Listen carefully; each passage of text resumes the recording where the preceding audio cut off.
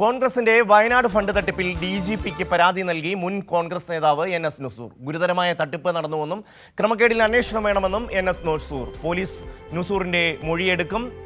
നൃപൻ ചക്രവർത്തി ചേരുകയാണ്. നൃപൻ, നേരത്തെ തന്നെ നുസൂർ ഈ തട്ടിപ്പുമായി ബന്ധപ്പെട്ട വിശദമായ കാര്യങ്ങൾ വാർത്താസമ്മേളനത്തിൽ പറഞ്ഞിരുന്നു. ഇപ്പോൾ DGPക്ക് പരാതി നൽകിയിരിക്കുന്നു. എന്തൊക്കെയാണ് ഈ പരാതിയുടെ വിശദാംശങ്ങൾ?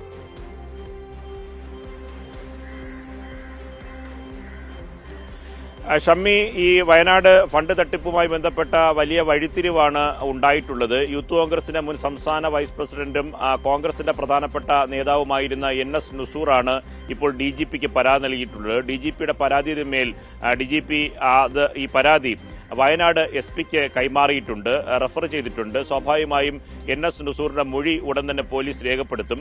ഗുരുതരമായ ആരോപണങ്ങൾ തന്നെയാണ് നുസൂറിന്റെ പരാതിയിൽ പറയുന്നത്. ഇത് വഴുതയ്ക്കാട് ധനലക്ഷ്മി ബാങ്കിൽ ഒരു അക്കൗണ്ട് KPCC തുറക്കുന്നു. അതിനുശേഷം ഒരു ആപ്പ് രൂപീകരിക്കുന്നു. ആപ്പിലെ പണം ഈ അക്കൗണ്ടിലേക്ക് സ്വാഭാവികമായും അക്കൗണ്ട് നമ്പറിലേക്ക് വരും. ഒപ്പം തന്നെ മൾട്ടിപ്പിൾ അക്കൗണ്ടിലേക്ക് മാറ്റാനുള്ള സാധ്യതയുമുണ്ട്. അതുകൊണ്ട് ഈ തുക പൂർണ്ണമായി ഈ അക്കൗണ്ടിലേക്ക് വന്നിട്ടില്ല എന്നത് ഏറ്റവും പ്രധാനപ്പെട്ട കാര്യമാണ്. 5,38,00,000 രൂപ മാത്രം വന്നു എന്ന KPCC അധ്യക്ഷൻ സണ്ണി ജോസഫിന്റെ മറുപടി ഇക്കാര്യത്തിൽ ശരിയാകാൻ സാധ്യതയല്ല, വസ്തുതാപരമാകാൻ സാധ്യതയല്ല എന്ന കാര്യം NS നുസൂർ ചൂണ്ടിക്കാട്ടുന്നുണ്ട്. ഒപ്പം തന്നെ വിദേശത്ത് നിന്നടക്കം ഫണ്ട് ശേഖരണം നടത്തിയിട്ടുണ്ട്.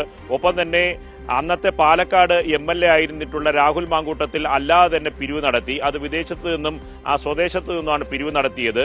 ഒപ്പം തന്നെ കോൺഗ്രസിന്റെ മലപ്പുറം DCC അധ്യക്ഷൻ തന്നെ ഒരു ദിവസം 60 ലക്ഷം രൂപ വയനാട് ഫണ്ടിലേക്ക് വേണ്ടി സ്റ്റാൻഡ് വിത്ത് വയനാട് എന്ന കോൺഗ്രസ് രൂപീകരിച്ച ആപ്പിലേക്ക് ലഭിച്ചു എന്ന് ഫേസ്ബുക്ക് പോസ്റ്റ് ഉണ്ട്. അങ്ങനെയാണ് എങ്കിൽ ലക്ഷക്കണക്കിന് രൂപ, കോടിക്കണക്കിന് രൂപ പ്രതിദിനം ഈ അക്കൗണ്ടിലേക്ക് വന്നിട്ടുണ്ടായിരിക്കും. ഈ വഴുതയ്ക്കാട് ധനലക്ഷ്മി ബാങ്കിൽ തുടങ്ങിയ അക്കൗണ്ടിൽ തന്നെ മൾട്ടിപ്പിൾ അക്കൗണ്ട് വഴി ചാനൽ വഴി പണം മറ്റക്കൗണ്ടിലേക്ക് വകമാറ്റി പോകാനുള്ള സാധ്യത കൂടുതലാണ്.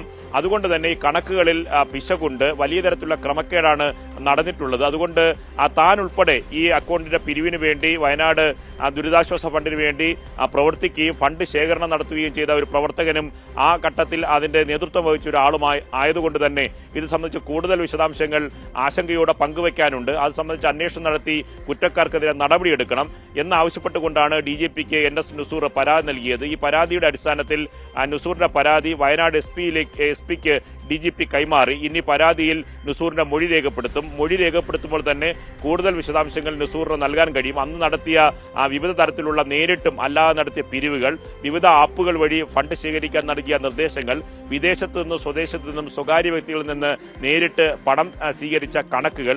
പക്ഷേ ഈ പണമെല്ലാം സ്വീകരിച്ചിട്ടും അവസാനം വസ്തു വാങ്ങാൻ, ഭൂമി വാങ്ങാൻ പോലും, അടുത്ത രജിസ്ട്രേഷന് പോലും പണമില്ല എന്നാണ് KPCC അധ്യക്ഷൻ സണ്ണി ജോസഫ് പറയുന്നത്. പക്ഷേ VD സതീശൻ അന്ന് പറഞ്ഞത് ആപ്പ് പിൻവലിച്ചത് പണം മുഴുവൻ സ്വരൂപിച്ചതുകൊണ്ടാണ്. വയനാട് റിലീഫിന് വേണ്ടി ഇവർ നിർമ്മിക്കാൻ ഉദ്ദേശിക്കുന്ന 100 വീടുകളുടെ പണം ലഭിച്ചു കഴിഞ്ഞു, അതുകൊണ്ട് ആപ്പ് പിൻവലിച്ചു എന്നാണ് VD സതീശൻ ആദ്യം പറഞ്ഞത്. ഇപ്പോൾ പണം തികയില്ല എന്ന് സണ്ണി ജോസഫ് പറയുന്നു. പലതരത്തിലുള്ള ആരോപണങ്ങൾ വരുന്നു. അതുകൊണ്ട് വയനാട് ഫണ്ട് തട്ടിപ്പുമായി ബന്ധപ്പെട്ട് കോൺഗ്രസിനകത്ത് അന്ന് ഉത്തരവാദിത്വം വഹിച്ച ഒരു നേതാവ് തന്നെ സംസ്ഥാനത്തെ DGPക്ക്, ഒരു പോലീസ് മേധാവിക്ക് രേഖാമൂലമായുള്ള പരാതി നൽകി എന്നതാണ് വലിയ വഴിത്തിരിവായിരിക്കുന്നത്.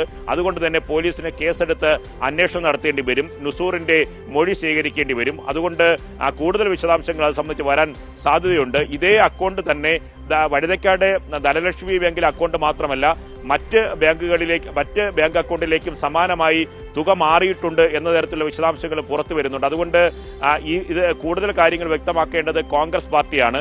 കഴിഞ്ഞ ദിവസങ്ങളിൽ സണ്ണി ജോസഫ് ആകെ പിരിഞ്ഞു കിട്ടിയ തുകയായി 5,38,00,000 രൂപ പറയുന്നുണ്ടെങ്കിലും എന്തുകൊണ്ട് ബാങ്ക് സ്റ്റേറ്റ്മെന്റ് കാണിക്കാൻ KPCC അധ്യക്ഷൻ സണ്ണി ജോസഫ് ഇതുവരെ തയ്യാറാവുന്നില്ല എന്ന ചോദ്യവും LDFന്റെ ഭാഗത്ത് നിന്നുണ്ടായിട്ടുണ്ട്. അതുകൊണ്ട് വല്ലാത്ത പ്രതിസന്ധിയിലാവുകയാണ്. ഈ കേസിലെ ഏറ്റവും പ്രധാനപ്പെട്ട കാര്യമെന്ന് പറയുന്നത് നുസൂറിനെ പോലെ യൂത്ത് കോൺഗ്രസിന്റെ സംസ്ഥാന വൈസ് പ്രസിഡന്റ് ആയിരുന്ന, അന്ന് ഫണ്ട് പ്രവർത്തനത്തിന് വേണ്ടി, കളക്ഷന് വേണ്ടി നേതൃത്വം നൽകിയിട്ടുള്ള ഒരു നേതാവ് തന്നെ പരാതിയുമായി DGPക്ക് മുന്നിലെത്തുന്നു. ആ പരാതി വയനാട് SP-യിലേക്ക് കൈമാറുന്നു. തുടരന്വേഷണത്തിലേക്ക് പോവുകയാണ് ഷമ്മി.